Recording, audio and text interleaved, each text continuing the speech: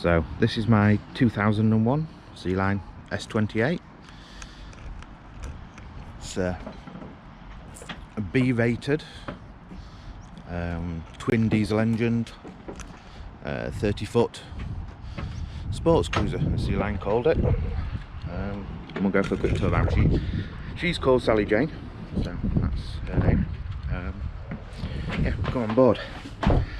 So I'm not going to go in a detailed yacht tour of everything because there's other people that do that better, but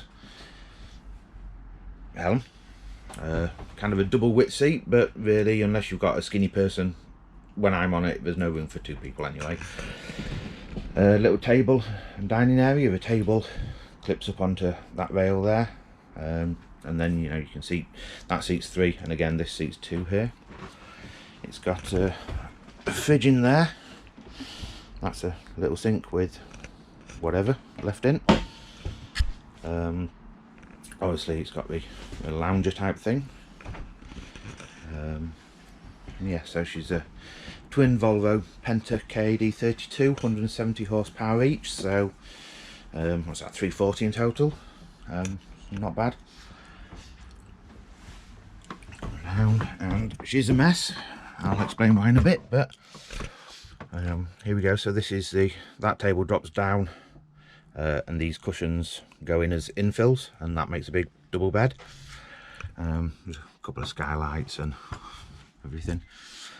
Little tiny kitchen, another fridge, and as you would expect, a little toilety shower area. And then come under here, and this is where I sleep normally. So yeah, so that double bed goes under what is here effectively. You can see the window there, and it goes the full width. And when you're down there, it's really comfy, surprisingly. So the thing with this boat is it's 19 years old. It's 2001.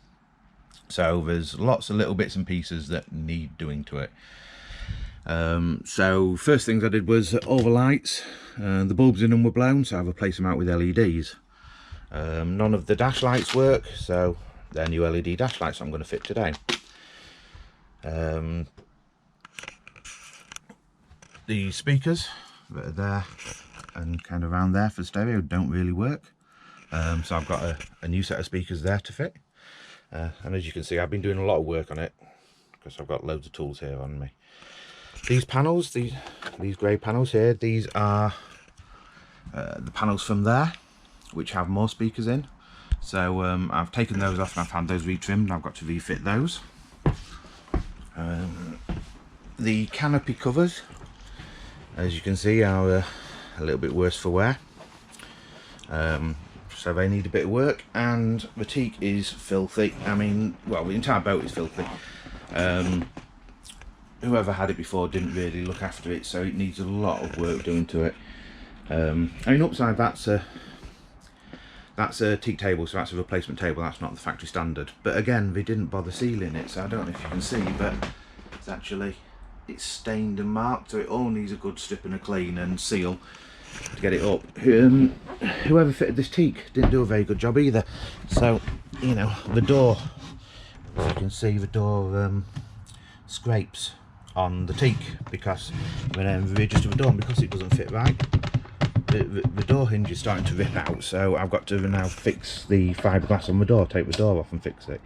And again with this, it's breaking through the fiberglass. So it's little things because of its age. But all in all, I mean, it's not bad. You've got, a lot of age-related muck and grime and stuff, and despite this vinyl, despite how much you clean it, as soon as you clean it, it's filthy again. The only other thing apart from that is that it did come with a nav. The nav was broken, so it was useless. So I need to fit a new chart plotter, or buy and fit a new chart plotter. But what I really want to do is I really want to fit it here.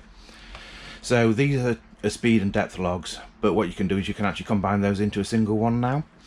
So I think what I'm going to do is I'm going to relocate these to under here. So these are ignitions. They can split the 2 separate units, they don't have to be next to each other. So I think I'm going to put them here or here somewhere, and maybe one at a time next to each other horizontally. Replace that with I'll replace these two with just a single one, move it to there, and then I can put a nav here. Now obviously then I've got my radio that needs to go somewhere, so my radio, I think what I'm going to do is I'm going to put it here. I'm going to 3D print a mountain that will kind of bring this square, because this is sculptured. So so yeah, I think I'll put the radio there, move that to probably here, because that's the searchlight, but it doesn't currently work. So I need to have a look at why that's not working. It might just be this switch, it might be something more, and that is just a USB phone charger or whatever, tablet charger. My nav light doesn't work, it's not even actually wired up, so I've got to fix that.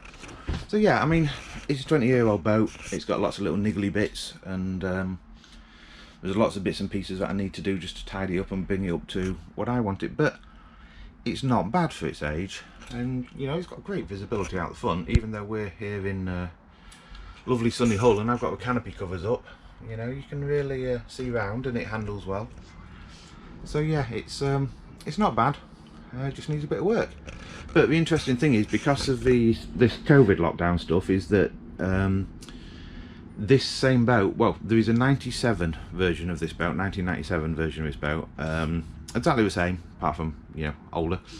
Currently gone on for sale on Burton Waters for 12 grand more than I paid for this only 6 months ago.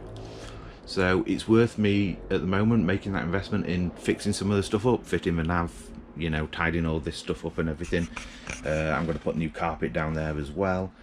You know, it's worthwhile doing it, and it'll make it a nicer boat for me. You know, I plan on keeping it a couple of years, so yeah. So that's it. So that's my Sealine S28. Yeah, and she lives here in what is currently lovely sunny Hull.